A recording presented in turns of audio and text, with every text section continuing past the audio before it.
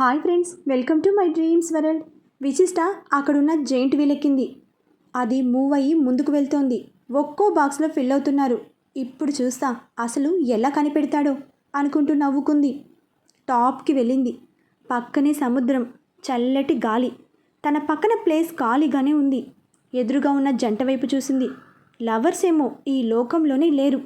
విశిష్ట నవ్వుకుంటూ చుట్టూ చూస్తోంది. నెమ్మదిగా కదులుతూ కిందకి వచ్చి ఆగింది. అంతే, వీరా వచ్చి చల్ హట్ అంటూ ఎదురుగా ఉన్న జంట వైపు చూసి బెదిరించాడు. విశిష్ట షాక్ అయ్యింది. తను ఇంకా తేరుకొనే లేదు. ఎదురుగా ఉన్న జంట దిగిపోవడం, వీర తన పక్కన కూర్చోవడం, జైంట్ వీల్ కదలడం మొదలైంది. ఇప్పుడు చెప్పు జాన్, ఎలా వచ్చాను అని అడిగాడు. చూసుంటావులే అన్నది. అంతేగాని నీ మొగుడు గ్రేట్ అని మాత్రం ఒప్పుకోవు. ఇంకోసారి చూశాక అప్పుడు ఒప్పుకుంటా అన్నది. ఇందాక ఏదో అన్నావు, ఓడిపోయిన వాళ్ళు ఏదైనా చెయ్యాలి అని. అన్నాను. అయితే లేదు గీతే లేదు అంటూ తనని దగ్గరకు లాక్కుని పెదవులు అందుకున్నాడు. 10 నిమిషాల పాటు ఆ స్పీడ్కి ఇంకా స్పీడ్ పెంచాడు. జైంట్ వీల్ ఆగిపోయాక తనని వదిలాడు. విశిష్ట సిగ్గుపడుతుంటే, ఈసారి ఓడిపోతే ఇంకా ఎక్కువసేపు అన్నాడు. విశిష్ట దిగి పరిగెత్తుతుంటే తన వెనకే పరిగెత్తాడు. విశిష్ట ఆగి, సరే మళ్ళీ అయితే ఇక్కడ కాదు, నేను బయటకు వెళ్తాను. నువ్వు 15 గంటలో కనిపెడితే ఓకే, లేకపోతే ఇందాక మనం డిన్నర్ చేసిన టేబుల్ దగ్గర 15 గంట తర్వాత కలుద్దాం, బాయ్ అంటూ వెళ్ళిపోయింది. తను వెళ్ళిన 5 నిమిషాలకు వీరా బయటకు వెళ్ళాడు. రెస్టారెంట్ సరౌండింగ్స్ మొత్తం వెతికాడు, కనపడలేదు. ఫోన్ తీసి చూశాడు. ఇదేంటి అనుకున్నాడు ఆశ్చర్యంగా. 15 గంట దాటింది. విశిష్ట జాడ కనిపెట్టలేకపోయాడు. ది షేర్. ఎందుకో డౌట్ వచ్చి ఫ్యాంట్ జోబిలో చేయి పెట్టాడు. ఉంగరం బయటకు తీశాడు. విశిష్ట వచ్చి ఆ రింగ్ లాక్కొని పరిగెత్తింది. కనిపెట్టింది అనుకుంటూ తన వెనకే వెళ్ళాడు. విశిష్ట కారు ఫ్రంట్ మీద కూర్చోగాని వీరా వచ్చి తన పక్కనే కూర్చున్నాడు. విశిష్ట రింగ్ని చూపిస్తూ, చుచుచూ ఏం తెలివి డాన్ బాబు నీకు, ఉంగరంలో చిప్ పెట్టి నీ ఫోన్లో ట్రాకర్ పెట్టావు. అలా కనిపెట్టే కరెక్ట్గా ఆ సంతోష్ని ట్రేస్ చేశావు. ఇంకా ఇదంతా చెప్పకుండా ఇందాక చీట్ చేసి గెలిచావు. 10 నిమిషాలు నాకు ఊపిరి ఆడనివ్వలేదు.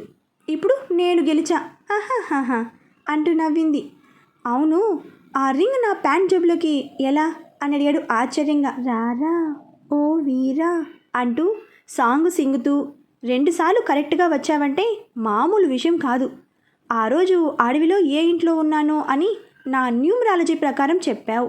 అందుకే నేను ఇప్పుడు జెయింట్ వీల్ ఎక్కాను, ఎలాంటి ట్రిక్ ప్లే చేయకుండా. నువ్వు కరెక్ట్గా రాగానే నాకు ఏదో తేడా కొట్టింది. నువ్వు కిస్ ఇస్తున్నప్పుడు రింగ్ నీకు గుచ్చుకుని నా చేతిని వెనక్కి మడిచావు. అప్పుడు అనిపించింది ఈ రింగ్లో ఏదైనా ఉందా లేక నా భ్రమనా అని. సరే పోయేదేముంది, టెస్ట్ చేద్దామని రింగ్ని నీ ప్యాంట్ జోబులో వేశాను అంటూ నవ్వింది. వీరాకి సౌండ్ లేదు. అలాగే చూస్తూ కూర్చున్నాడు. విశిష్ట చిటికి వేస్తూ, హలో మాస్టారు, తమరు బెట్లో ఓడిపోయారు, సో ఇప్పుడు నేను చెప్పినట్లు చెయ్యాలి అన్నది. వీరా కారు దిగి, ఓకే చెప్పు, నువ్వు ఏది చేయమంటే అది చేయడానికి రెడీ అన్నాడు. విశిష్ట చేతులు రబ్ చేస్తూ, విసికి చీరలంటే పిచ్చి. ఇందాక ఎగ్జిబిషన్లో ఒక చీర చూసా, సూపర్గా ఉంది, కాస్ట్ 5000. అయితే అది తన భర్త కొనిస్తే తీసుకోవాలని కోరిక. కాబట్టి ఇప్పుడు ది గ్రేట్ డాన్ కమ్ షేర్ వెళ్ళి ఆ చీర కొనాలి. ఓస్ అంతేనా, ఆ షాప్లో ఉన్న చీరలు మొత్తం 10 నిమిషాల్లో నీ ముందుంటాయి అన్నాడు నవ్వుతూ. మరదే నేను చెప్పడం ఇంకా అవ్వలేదు. నువ్వు విన్నావో లేదో, నువ్వు కొనాలి అని చెప్పా.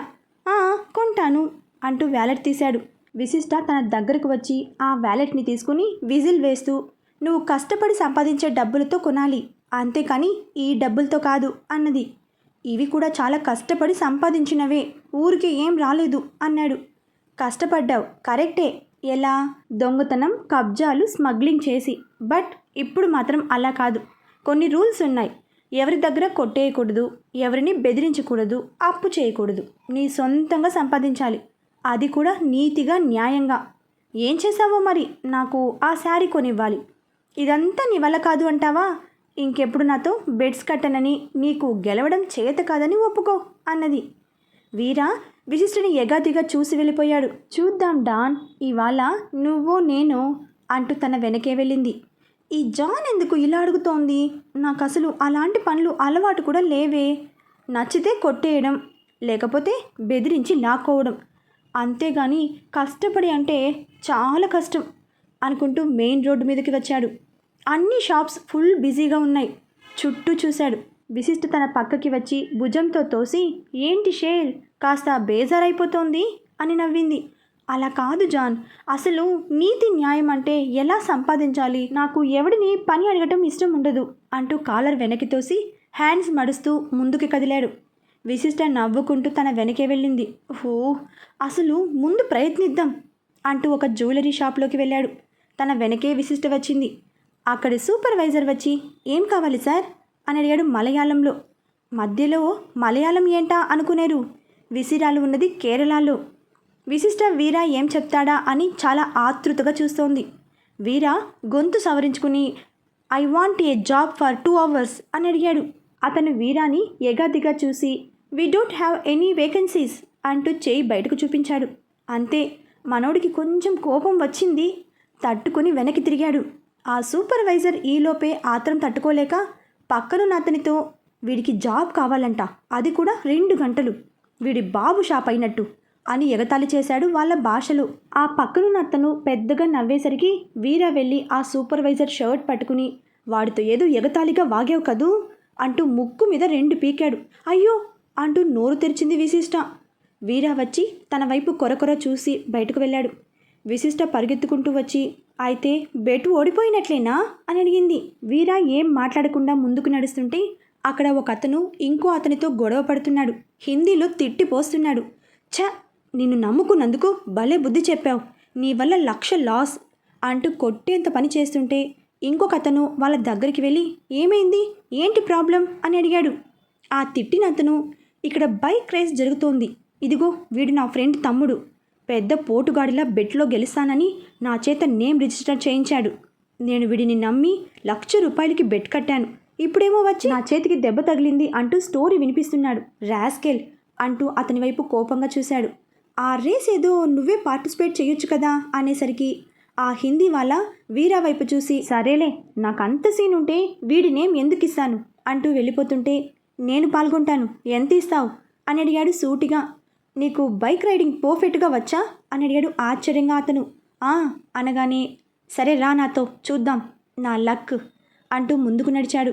వీరా రాకపోవడం చూసి, రా, ఏంటి అక్కడే ఆగిపోయావు అని అడిగాడు ఆశ్చర్యంగా. ఫస్ట్ అమౌంట్ తేల్చు అన్నాడు వీరా. అతను 20,000 అన్నాడు. వీరా పక్కనే ఉన్న విశిష్టతో, దా నాతో అంటూ చేయి పట్టుకుని తీసుకెళ్తుంటే, ఈ రేస్లో అవి కరెక్ట్ కాదేమో అన్నది. జాన్, నువ్వు కష్టపడమన్నావు, ఎవడి సొమ్ము దోచుకోవద్దన్నావు, ఎవరిని బెదిరించొద్దన్నావు, సో నువ్వు చెప్పినట్లు చేస్తున్నాను, ఎక్కువగా ఆలోచించకు, పద అంటూ లాక్కెళ్ళాడు. వీళ్ళు వెళ్ళాక అక్కడ కొంతమంది బైక్ రేసర్లు రెడీగా ఉన్నారు. ఆ హిందీ వాళ్ళ వీరా నేమ్ రిజిస్టర్ చేయించాడు. వీరాకి కీస్ ఇచ్చి బైక్ చూపించాడు. మైక్లో అనౌన్స్ చేస్తున్నారు, ఇక్కడి నుంచి 50 కిలోమీటర్స్ దూరంలో డెస్టినేషన్, ఎవరైతే అక్కడికి వెళ్ళి తిరిగి వచ్చి ఇదిగో ఈ ఫ్లాగ్ అందుకుంటారో వాళ్ళే విన్నర్. అది విని విశిష్ట ఆల్ ది బెస్ట్ అంటూ షేక్ హ్యాండ్ ఇచ్చింది. పోటీ మొదలైంది. అందరూ ఫాస్ట్గా దూసుకుపోయారు. విశిష్ట అక్కడ పోటీ చూడటానికి వచ్చిన వాళ్ళతో కలిసి కూర్చుంది. గంట దాటింది. వీరా ఫోన్ తనకిచ్చి వెళ్ళడంతో గౌతమికి కాల్ చేసింది విశిష్ట. గౌతమి లిఫ్ట్ చేయగానే, అమ్మా అన్నది ఆనందంగా. విసి, నీ ఫోన్ ఏమైందే, బామ్మ నీ గురించి ఒకటే కంగారు పడుతోంది, ఇస్తున్నా మాట్లాడు అంటూ ఇచ్చింది. జాను అక్కడి నుంచి ఎవరూ లేని చోటకి వచ్చి, విసి ఎలా ఉన్నావు, ఏమంటున్నాడు నా రామ్ అని అడిగింది ఆత్రంగా. ఏమంటాడు, నేనే లోకం అంటాడు, మారమంటే కష్టం అంటాడు, చాలా కష్టపడుతున్నావు, ఏదో ఒకరోజు ఫలితం మంచిగానే వస్తుంది బంగారం. చూడాలి, తాతయ్య ఏరి అని అడిగింది. ఆయన బయటకు వెళ్ళారు. ఇంకేంటి సంగతులు? ఇద్దరూ అరగంట సేపు మాట్లాడుకున్నారు. విశిష్ట ఫోన్ పెట్టేసిన కాసేపటికి రైడర్స్ తిరిగి వస్తున్నారు. ముందు ఇద్దరు ఫాస్ట్గా వచ్చేస్తుంటే అక్కడున్న వాళ్ళంతా వాళ్ళ నేమ్స్తో పెద్దగా అరుస్తున్నారు. కానీ అనుకోకుండా వీరా వాళ్ళని దాటుకుని వచ్చి గెలిచాడు. అనుకున్నట్లుగానే అతను 20,000 ఇచ్చాడు. ఇదంతా చూసి డీడీ పాపకి సౌండ్ లేదు, ఫుల్ షాక్. వీరా వచ్చి చిట్టుకేసి, ఓయ్ హలో పద అంటూ తీసుకెళ్ళి ఆ శారీ కొనిచ్చాడు. నెక్స్ట్ డే తన హ్యాండ్ బ్యాగ్ ఇస్తూ నవ్వాడు వీరా. విశిష్ట కొర చూసింది. ఇక్కడ విక్రమ్ అంకుల్ హౌస్లో జాను, ఏమండి వీరానే రామని వీళ్ళందరికీ ఎందుకు డౌట్ రాలేదు? ఎందుకంటే సిద్ధుని రామ్ని పక్కనే చూస్తే ఆ పోలికలు అర్థమవుతాయి కదా అని అడిగింది. కోపం, పగ, స్వార్థం మనిషిలోని ఆలోచన శక్తిని, వివేకాన్ని ఎదగనీయకుండా చేస్తాయి. సుచిత్ర కోపం, సిద్ధు వైషు పగ, విమ్ముగాడికి వీటికి తోడు అహంకారం. అందుకే ఎవ్వరూ పసిగట్టలేకపోయారు అన్నాడు తాతయ్య. మరి అల్లుడు? తనకి సుచిత్ర మీద ఉన్న ప్రేమ, రామ్ గురించి ఆలోచనలని బయటకు రానివ్వడం లేదు. నాకు ఒక పక్క ఆనందంగా ఉందండి, మరో పక్క టెన్షన్గా ఉంది. అసలు మనం ఏం ఆశించి ఇంత పెద్ద విషయాన్ని దాచామో అది నెరవేరుతుందా? వీరాన్ని చూశారుగా, అసలు మారుతాడా? పాపం విసి ఎంత కష్టపడుతోందో అన్నది జాను బాధగా. నువ్వు దేనికి దిగులు పడుకు జాను, వాడు నా మనవడు, ఏ రోజుకైనా మారుతాడు, చూస్తూ ఉండు. సురేంద్ర, సుచిత్రలు ఊహించని స్టేజ్కి వెళ్తాడు, నాకు నమ్మకం ఉంది అన్నాడు. ఆ రోజు సాయంత్రం గౌతమి అందరికీ టీ ఇస్తోంది. సిద్ధు బావ రవితో కలిసి ఆ ఎస్ఐని కలవడానికి వెళ్ళాడు. విక్రమ్, సురేంద్ర ఆఫీస్కి వెళ్ళారు. ఏమే సుచి, పెళ్ళయి 3 నెలలు కావస్తోంది, వైషుకి ఎగ్జామ్స్ కూడా అయిపోయాయి, ఆ కార్యక్రమం ఏదో కానివ్వచ్చు కదా అన్నది జాను. నేను అదే అనుకుంటున్నాను అత్తయ్య గారు, డేట్స్ కూడా కనుక్కున్నాను, రేపు మంచి రోజు అన్నది. అది విని వైషు మొదలుపెట్టారు. ఇప్పుడు ఈ ఫస్ట్ నైట్ జరగకపోతే ఏంటో, అసలు ఈ జానుని అనాలి అనుకుంటూ కొరకొర బామ్మ వైపు చూసింది వైషు. ఏడ్చావు, అవతల నా పెద్ద మనవరాలు ఇంకో నెలలో గుడ్ న్యూస్ చెప్పినా చెబుతుంది, నువ్వు చెప్పి తీరాలి అంటూ వైషు వైపు చూసి కళ్ళెగరేసింది. వైషు మూతి తిప్పుకుంటూ వెళ్ళిపోయింది. అంతలో సుచిత్ర, అది కాదే అమ్మా, సిద్ధుగాడు ఇక్కడికి వచ్చిన దగ్గర నుంచి ఏంటో బిజీ అయ్యాడు, ఏదో చాలా ఇంపార్టెంట్ పని అని ముందే చెప్పాడు, అదంతా నాకు తెలియదు, రేపు సిద్ధుకి వైషుకి ఫస్ట్ నైట్ అంటూ లేచి వెళ్ళిపోయింది జాను. అవును వదిన, అత్తయ్య గారు అన్నట్టు ఆ కార్యక్రమం అయిపోవాలి, అప్పుడైనా ఇద్దరి మధ్య అపార్థాలు తగ్గొచ్చు అన్నది. పూర్ మమ్మీ, ఫస్ట్ నైట్ జరిగితే కదా అనుకుంది వైషు. సిద్ధు, రవి ఆ రిటైర్డ్ ఎస్ఐని కలిశారు. ఆయన వీళ్ళు చెప్పిందంతా విని 24 సంవత్సరాల తర్వాత వచ్చి అడుగుతున్నారు, అసలు మీకెందుకు అనుమానం వచ్చింది అని అడిగాడు ఆశ్చర్యంగా. అంటే మా బ్రదర్ ఏదో ఒక చోట సేఫ్గా ఉన్నాడేమో అని, అదే అడుగుతున్నా, ఇన్నేళ్ల నుంచి రాని ఆ థాట్ ఇప్పుడు ఎందుకు వచ్చిందని అని అడిగాడు. సార్, కొన్నిసార్లు మనకి అబద్ధాలు అనిపించే విషయాలు నిజాలు అయ్యే ఛాన్స్ కూడా ఉండొచ్చు, కాకపోతే అవి మనం గుర్తించేసరికి టైం పడుతుంది అంతే, ఇక్కడ జరిగింది అదే, మీరు మాకు కోఆపరేట్ చేస్తే we will be very happy అన్నాడు రవి. సరే, రేపు మార్నింగ్ ఆ టెంపుల్ దగ్గరికి రండి అన్నాడు ఆయన. సిద్ధు, రవి ఆయనకి థ్యాంక్స్ చెప్పి వెళ్ళిపోయారు. నెక్స్ట్ డే సిద్ధు రెడీ అయ్యి బయటకు వెళ్తుంటే జాను, సిద్ధు ఇలా రా అని పిలిచింది. సిద్ధు వచ్చి ఆమె పక్కనే కూర్చుని, చెప్పు గ్రాని అన్నాడు. ఇవాళ తొందరగా రా. ఎందుకు అని అడిగాడు ఫోన్ చూసుకుంటూ. First night. ఎవరికి అన్నాడు ఫోన్ వైపు తదేకంగా చూస్తూ. నీకేరా ఎద్దు అన్నది కోపంగా. ఫూ, ఇప్పుడు ఎందుకు అవన్నీ, నాకు చాలా ఇంపార్టెంట్ పని ఉంది, కుదరదు అన్నాడు. దీనికన్నా ఇంపార్టెంట్ పని ఏంట్రా నీకు, ఇంకేం చెప్పొద్దు, ఈ జాను ఫిక్స్ చేసింది, నువ్వు రావాల్సిందే అన్నది. చూద్దాం అంటూ వెళ్ళిపోయాడు సిద్ధు. అన్నీ తెలిసిన వీడే ఇలా ఉన్నాడు, అసలు ఇవేమీ తెలియని పెద్ద మనవుడు ఎలా ఉన్నాడో అనుకుంది జాను. 10 రోజుల తర్వాత సిటీలోకి వచ్చారు విసిరాలు. ఇంకో వారం రోజుల్లోనే Miss India competitions. Retired SI uncle శరత్ని తీసుకుని టెంపుల్ దగ్గరికి వచ్చాడు సిద్ధు. ఆ రోజు రవి ఏదో పని ఉండటంతో రాలేదు. శరత్ అంకుల్ రామ్ ఎలా మిస్ అయ్యాడో వివరిస్తూ ఆ స్పాట్కి తీసుకెళ్లాడు. చుట్టూ చూస్తూ, మొత్తం మారిపోయింది సిద్ధార్థ్, 24 సంవత్సరాలంటే తక్కువ కాదు కదా, అప్పుడు ఇదంతా ఖాళీ స్థలాలు, ఇప్పుడు అన్ని అపార్ట్మెంట్స్ పడ్డాయి అన్నాడు అంకుల్. సార్, అప్పుడు మా దగ్గర పనిచేసే డ్రైవర్ మా రామ్ని కాపాడబోయి లారీ కింద పడ్డాడు కదా. కాదు, ఆ రంగనాథ్తో జరిగిన గొడవలో రామ్ని లాక్కునే ప్రయత్నంలో ఆ రంగనాథ్ తనని తోశాడు. మరి 14 సంవత్సరాలు కదా శిక్ష పడింది, ఇంకో 10 సంవత్సరాలు ఎక్కువ ఎందుకున్నాడు జైల్లో అని అడిగాడు సిద్ధు ఆశ్చర్యంగా. అవును, రామ్ మిస్ అయ్యాడో లేక చనిపోయాడో పూర్తిగా క్లారిటీ లేదు. ఏది ఏమైనా జరిగింది తన వల్లనే కాబట్టి మీ మావయ్య తన ఇన్ఫ్లుయెన్స్తో ఇంకో 10 సంవత్సరాలు రానివ్వకుండా చేశాడు అనగానే, ఓహో, అందుకే ఈ సంతోష్ మాకు పోటీగా అక్కడికి వచ్చి మరీ కంపెనీ పెట్టాడు. అసలు ఈ మామని అనాలి, ఈయన వలనే మా రామ్ దూరం అయ్యాడు అనుకున్నాడు కోపంగా. ఆ తర్వాత ఇద్దరూ రైల్వే ట్రాక్ వైపు వెళ్ళారు. అంతలో శరత్ అంకుల్, అదిగో అక్కడి నుంచి ఈ ట్రాక్ మీద పడి ఉండొచ్చని కూడా ఒక అనుమానం. సిద్ధు చుట్టూ చూస్తుంటే తన దృష్టి దూరంగా ఉన్న స్లమ్ ఏరియా మీద పడింది. మీరు నన్ను మరోలా అనుకోకపోతే ఒకసారి ఆ ఏరియా వైపు వెళ్దామా అని అడిగాడు. ఆయన నవ్వుతూ, ఏంటి సినిమాలో లాగా ట్రాక్ మీద పడ్డ రామ్ని ఆ ఏరియాలోని వాళ్ళు ఎవరైనా తీసుకెళ్లారేమో అనుకుంటున్నావా? అంత దూరం నుంచి ట్రాక్ మీద పడితే తను బ్రతికే ఛాన్స్ ఉండదు సార్.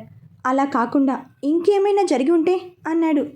సరే, కాసేపు నీ నమ్మకమే నిజం అనుకుందాము. రామ్ని అక్కడ స్లమ్ ఏరియా వాళ్ళే తీసుకెళ్ళి ఉంటే అప్పుడు మీ నాన్నగారు పేపర్లో టీవీలో అనౌన్స్ చేశారు. రామ్ని తెచ్చిస్తే భారీగా అమౌంట్ ఆఫర్ చేశారు. అది కాక మా కానిస్టేబుల్స్ అక్కడ కూడా ఎంక్వైరీ చేశారు. ఎక్కడ రామ్ ఆచూకీ లభించలేదు అన్నాడు. సిద్ధు ఏదో చెప్పబోతుంటే వనమాలి నుంచి ఫోన్ వచ్చింది. Sir, Sona is online, call connect చేయనా అని అడిగాడు. సిద్ధు శరత్ అంకుల్తో 1 minute సార్ అంటూ పక్కకి వెళ్ళి అన్నాడు. వనమాలి కాల్ కనెక్ట్ చేయగానే, sir I'm very sorry, Santosh చూపించిన ఫ్యాన్సీ ఆఫర్కి మీ కంపెనీలో చేరాను. బట్ అంటూ ఏదో చెప్పబోతుంటే, ఇప్పుడు అదంతా ఎందుకు? సంతోష్ వాళ్ళ ఫాదర్ జైలు నుంచి రిలీజ్ అయ్యి ఎక్కడికో వెళ్ళాడు, అది చెప్పు చాలు అన్నాడు. హైదరాబాద్లో మణికొండలో సంతోష్ ఓన్ విల్లాలో ఉన్నారు. బట్ ఇప్పుడు మాత్రం వాళ్ళు ఏదో బిజినెస్ పని మీద కేరళ వెళ్ళారు సార్ అన్నది. సంతోష్ ఫోన్ నెంబర్ ఇవ్వు సోనా. అమ్మో చంపేస్తాడు సార్ అన్నది భయంగా. ఓకే ఇవ్వకు, అలాగే నీ సర్టిఫికేట్స్ గురించి మర్చిపో అన్నాడు సీరియస్గా. నో సార్ నో, ఇస్తా అంటూ నెంబర్ చెప్పింది. సిద్ధు నోట్ చేసుకుని వనమాలి అని పిలిచాడు.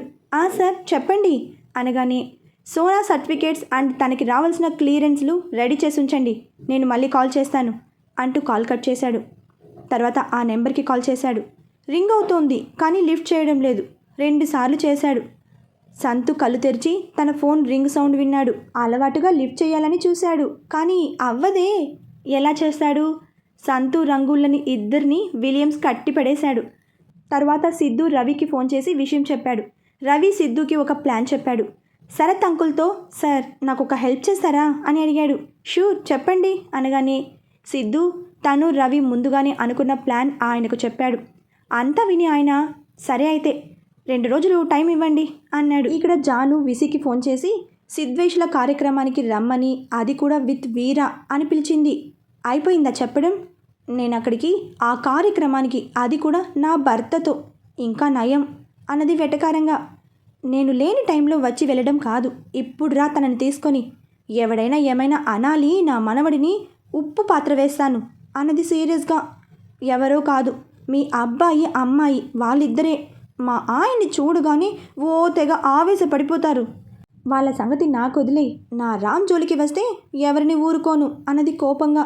బామ్మ, వీళ్ళంతా ముందు వీరాని యాక్సెప్ట్ చేయాలి, అప్పుడే వీరానే రామ్ అని చెప్పేది, అప్పటిదాకా చెప్పను అన్నట్లు చెప్పడం మర్చిపోయా. సిద్ధు బావకి రామ్ని వెతికే పని అప్పగించా అంటూ నవ్వింది.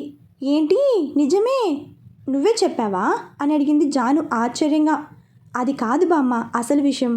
సిద్ధు బావ వైషు ఇద్దరు ఫైట్ చేసుకుని అంటూ జరిగింది చెప్పి అనిరుద్ బ్రో ద్వారా సిద్ధు బావకి అర్థమయ్యేలా చెప్పించాను అన్నది. అది కాదే, ఇప్పుడు వాడు ఎందుకు రామ్ కోసం వెతకడం, అంత అవసరం ఏంటి అని అడిగింది. సిద్ధు బావ ఎంతో తెలివైనవాడు. అత్త మామ మా నాన్న ప్యాంపర్ చేసి చేసి అమూల్ బేబీని చేశారు. బామ్మ ఒకటి చెప్పనా, తనకి ఆకలి అని తెలిసే లోపే అత్త అన్నం పెడుతుంది. ఇది కావాలి అని చెప్పే లోపే మావయ్య తన ముందు అన్నీ ఉంచుతారు. ఒప్పుకుంటా, రామ్ దూరం అయ్యేసరికి సిద్ధుబావ మీద ప్రాణాలు పెట్టుకున్నారు. అరే, స్టడీస్ కంప్లీట్ అవ్వగానే కంపెనీ బాధ్యతలు అప్పగించారు. తాతయ్య అంటూనే ఉన్నారు, కొంతకాలం తనని ఎంజాయ్ చేయనివ్వండి, అప్పుడే అంత బాధ్యత పెట్టకండి అని. వినలేదు. మా నాన్న అసలే వినలేదు. ఇప్పుడేమైంది? తనకి లోక జ్ఞానం అసలు లేకుండా చేశారు. ఎంతసేపు ఆఫీస్ ఇల్లు, సడన్గా వైషుతో పెళ్ళి. తను ఇష్టపడిన నేను కాకుండా అసలు ఇష్టమే లేని వైషు తన లైఫ్లోకి రావడం బావకి ఇంకా పెయిన్. అయినా పాపం వైషుని ఇష్టపడటం మొదలుపెట్టాడు. కానీ ఈ టింగర్ది నా కోసం అంటూ పిచ్చి ఆలోచనలతో బావని దూరం పెట్టింది. అందుకే బావని వీటన్నింటికీ దూరం చేసి రామ్ చనిపోయాడని ఏంటి నమ్మకం, ఏమో బ్రతికే ఉండొచ్చని ఒక హోప్ క్రియేట్ చేసి అసలు లోకాన్ని పరిచయం చేస్తున్నా. నువ్వు మళ్ళీ తయారయ్యావు బావని వెనక్కి లాగడానికి అన్నది.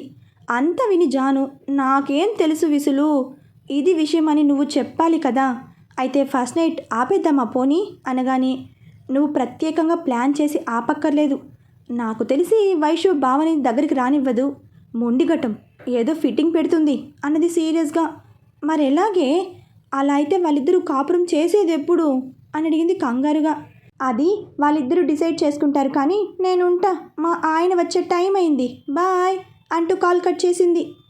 ఈ వైషు ఫస్ట్ నైట్ ఆపడానికి ఏం ప్లాన్ వేస్తుందబ్బా? మన వీరానే ఆ రామని సిద్ధార్థ్ కనిపెడతాడా? ఎలాగో తర్వాతి అప్డేట్స్లో తెలుసుకుందాం. బాయ్ ఫ్రెండ్స్, మరొక భాగంతో కలుసుకుందాం.